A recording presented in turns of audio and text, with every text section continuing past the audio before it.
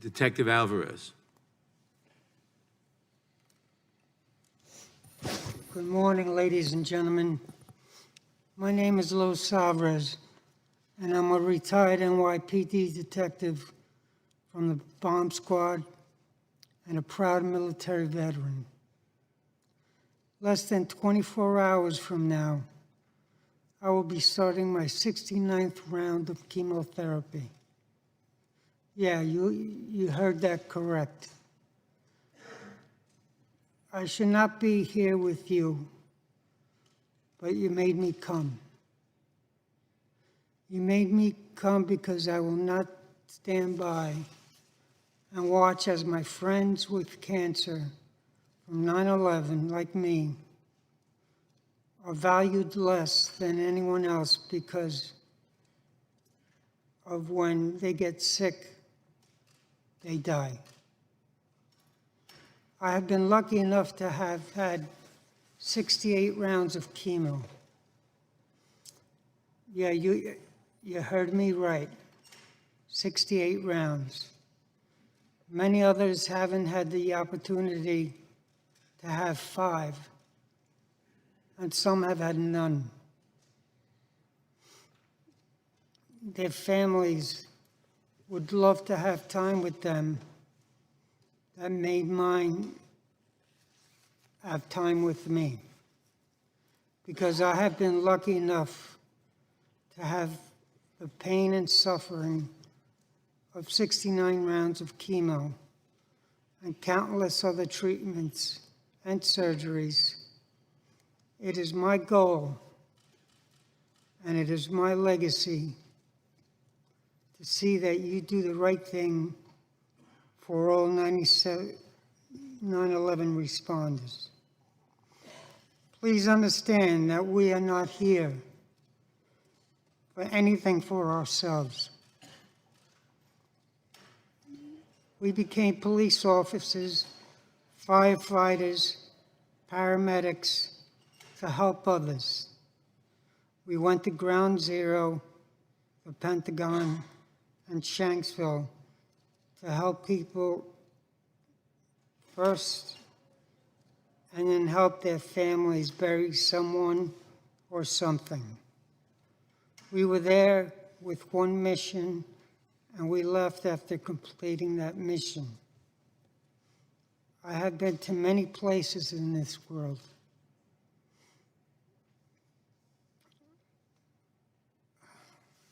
Excuse me.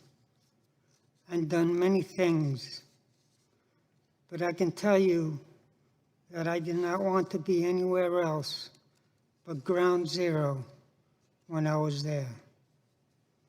We were part of showing the world that we would never back down from terrorism, and that we could all work together. No races, no colors, no politics. Now that the 9/11 illnesses have taken many of us, and we are all worried about our children and spouses and our families if we are not here. The VCF has done a wonderful job and treated my family with greatest respect. But my life isn't worth more than the next responder to get cancer. My family needs are not worth less than any others who have already died. This fund is not a ticket to paradise. It is there to provide for our families when we can't. Nothing more. You all said you would never forget.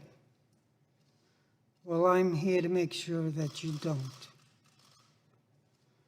You made me come down here the day before my 69th round of chemo. And I'm going to make sure that you never forget to take care of the 9/11 responders. Thank you for your time.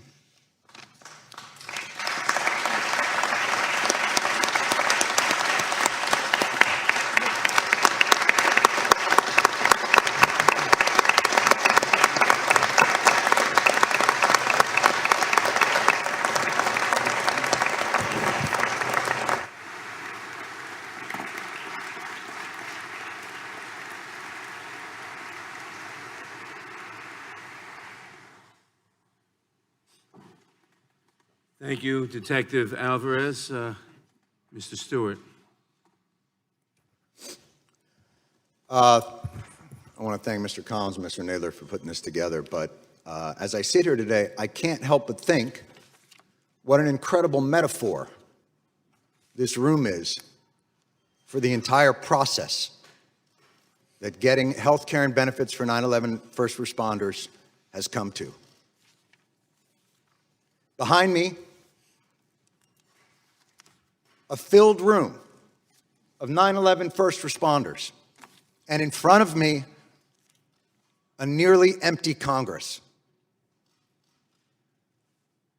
Sick and dying, they brought themselves down here to speak to no one. It's shameful.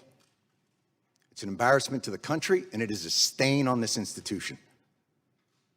And you should be ashamed of yourselves for those that aren't here, but you won't be.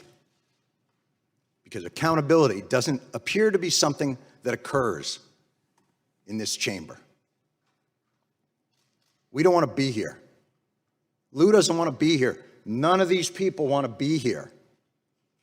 But they are, and they're not here for themselves. They're here to continue fighting for what's right. Lou's going to go back for his 69th chemo. The great Ray Pfeiffer would come down here, his body riddled with cancer and pain, where he couldn't walk. And the disrespect shown to him and to the other lobbyists on this bill is utterly unacceptable.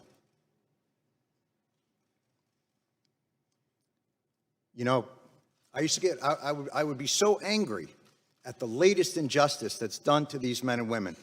And, another business card thrown our way as a way of shooing us away, like children trick-or-treating, rather than the heroes that they are and will always be. Ray would say, "Calm down, Johnny, calm down. I got all the cards I need." And he would tap his pocket.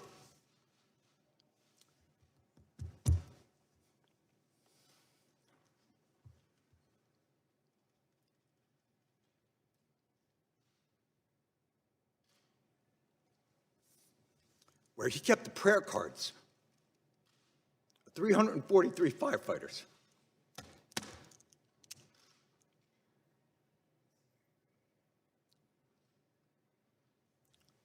The official FDNY response time to 9/11 was 5 seconds. 5 seconds. That's how long it took for FDNY, for NYPD, for Port Authority, for EMS to respond to an urgent need from the public. 5 seconds. Hundreds died in an instant. Thousands more poured in to continue to fight for their brothers and sisters.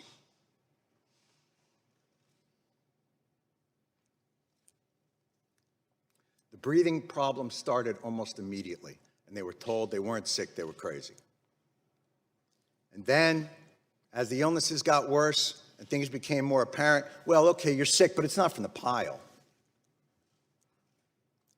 And then, when the science became irrefutable, okay, it's the pile. But this is a New York issue. I don't know if we have the money. And I'm sorry if I sound angry and undiplomatic, but I'm angry. And you should be too, and they're all angry as well. And they have every justification to be that way. There is not a person here, there is not an empty chair on that stage that didn't tweet out, "Never forget the heroes of 9/11. Never forget their bravery. Never forget what they did, what they gave to this country." Well, here they are. And where are they?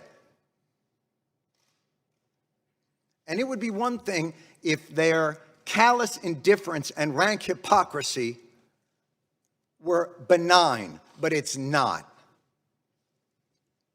Your indifference cost these men and women their most valuable commodity, time.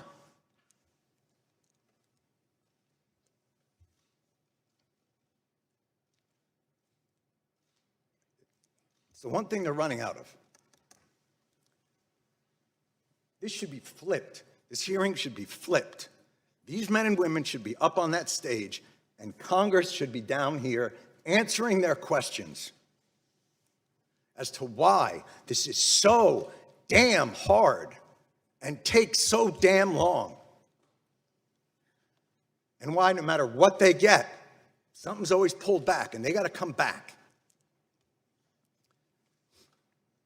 Mr. Johnson, you made a point earlier, and it was one that we have heard over and over again in these halls, and I couldn't help but to answer to it, which was, you said, look, you guys are obviously heroes, and 9/11 was a big deal, but, we have a lot of stuff here to do. And, we got to make sure there's money for a variety of disasters, hurricanes, and tornadoes. But this wasn't a hurricane, and this wasn't a tornado. And by the way, that's your job anyway.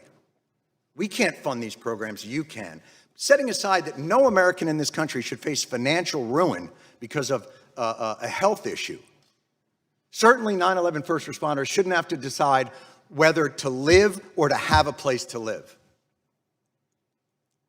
And the idea that you can only give them 5 more years of the VCF because you're not quite sure what's going to happen 5 years from now, well, I can tell you, I'm pretty sure what's going to happen 5 years from now. More of these men and women are going to get sick, and they are going to die. And I am awfully tired of hearing that it's a 9/11 New York issue. Al-Qaeda didn't shout death to Tribeca. They attacked America, and these men and women, and their response to it is what brought our country back. It's what gave a reeling nation a solid foundation to stand back upon, to remind us of why this country is great, of why this country is worth fighting for. And you are ignoring them.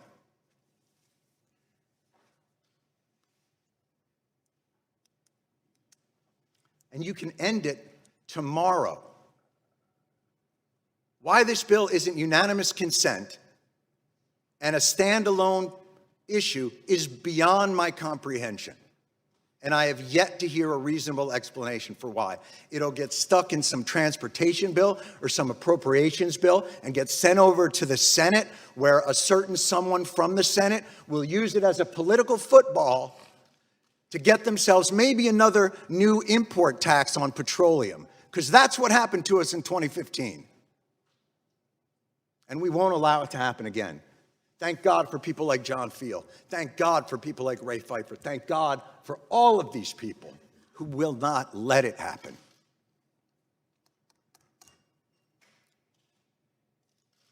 They responded in 5 seconds. They did their jobs with courage, grace, tenacity, humility. 18 years later, do yours. Thank you.